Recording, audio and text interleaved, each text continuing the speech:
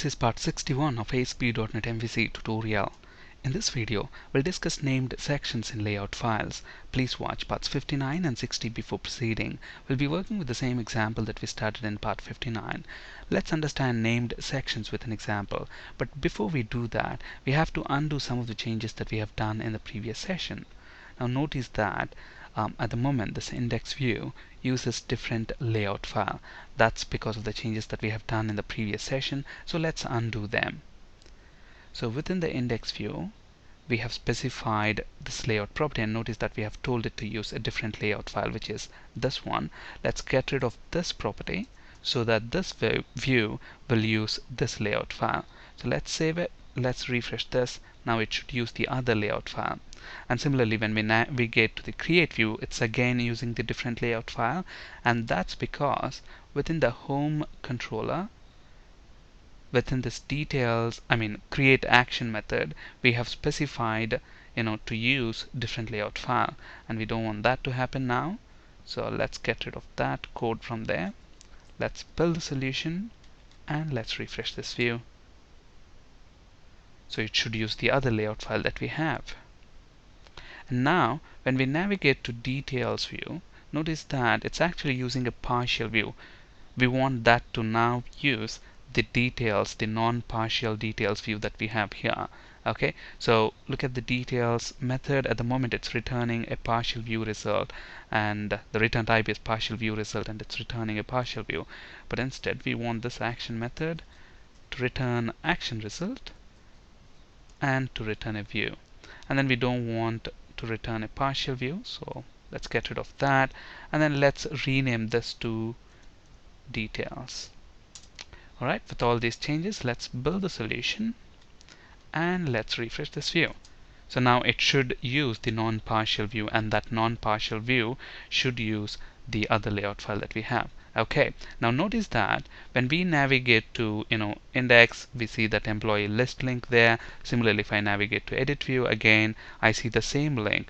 Similarly, if I go to details, I see the same link.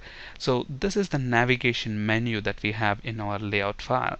Okay, now what we basically want to do is, if I am on the edit menu, edit view, then we want this navigation menu to be changed to something like this. So since I'm on edit view, we want list, details, and delete links there. Okay, so based on the view that I am on, I want to dynamically change the menu that we display to the user. Okay, and let's see how to achieve this using named sections. Obviously there are several ways to do that, but let's see how to use named sections to achieve that. Okay, so now the first thing that we have to do is we have to define the section on the edit view. So let's go to the edit view, and then to define a section with an edit view, we use @section and then specify a name for that. So the section is going to be menu. Okay, and then you can specify whatever you want in that section. Now what do we want in the section? We want list, details, and delete links.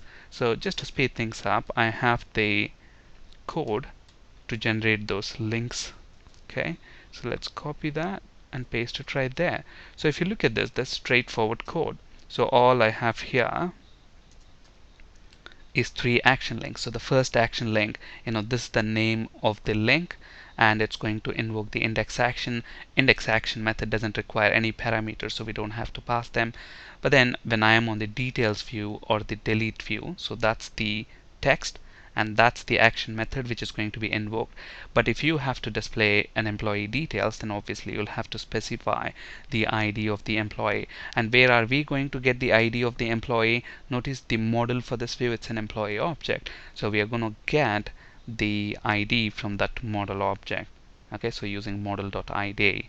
So we are passing the ID. And similarly, to delete an employee, you need to know the ID of the employee, which again we are getting from the model object. Okay, so now we have the section defined on this edit view. Now we have to tell where we want this section to be displayed in the layout. Okay, so this section, so basically the header, the navigation menu, the footer, they are defined in the layout file. Okay, so basically within the layout file, So we want to tell it where we want that section to be rendered. And to do that, we can actually use, so this is the TD which is displaying that employee list menu at the moment. So that's where we want the menu section to be rendered.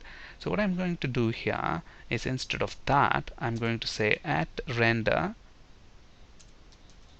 section, and then you can specify the name of the section that you want to render. Okay, so now let's build a solution and let's navigate to edit view. So let's say we want to go to edit view and then pass an employee ID of 1. So what should happen? Notice that when I go to the edit view, now whatever action links that we have defined are displayed here. Now let's see what happens when we go back to the index view. So when we actually click on this, it's going to go back to the index view, and notice that we get an error, section not defined menu. Okay, so what are we saying in the layout view? In the layout view, we are saying we want a menu section to be rendered here, but then within the index view, did we define a menu section? No, we didn't. We only defined it in the edit view. So when we navigate to the index view, it tries to load a menu section from the index view, but we haven't defined that it's a required section. So that's why we have this runtime exception. So how do we fix it? There are two ways essentially. One way is to define that section in the index view. The other way is to obviously make that section optional. And how do we make a section optional? Very simple. You pass it as a second parameter, so bool required. It's a boolean parameter. If you want that to be required, which is true by default, you can pass true. Otherwise, you can simply pass false. So that's optional. The moment we do that, now if we go back and refresh this, so we are on the index view. So notice that nothing is displayed. Now I don't want this to be like this. If a specific view has not defined that section, let's say by default I want to display the employee list link, then what we do, you can specify a default content for that section within your layout file. And basically what we have to do is, if that section is defined in that view, then we want basically to use that section which is defined in that view. If not, then we want to use the default content that is specified in the layout file. So how do we know if a specific view has that section defined? Okay, there is a function if, so obviously this is C# code, so at if section is section defined, so we have that function, and specify the name of the function section. So if the menu section is defined, then go ahead and render that section. Else we want to have some default content. So what is that default content? We want to render an employee list link. And how do we do that? We can use html.actionLink HTML helper, and then let's say we want the link name to be something like employee list, and we want to navigate to which action? Index action. It doesn't take any parameters, so we don't have to pass any parameters.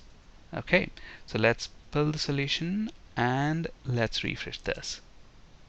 So now I see the employee list link there. Similarly, if I go to details view, we don't have menu section defined in details view, so we have that employee list link. On the other hand, if I go to the edit view, notice that the navigation menu is different because we have that menu section defined there. Alright, so this is exactly the same piece of code that we have just written. On this slide you can find resources for ASP.NET, C# and SQL Server interview questions. That's it for today. Thank you for listening. Have a great day.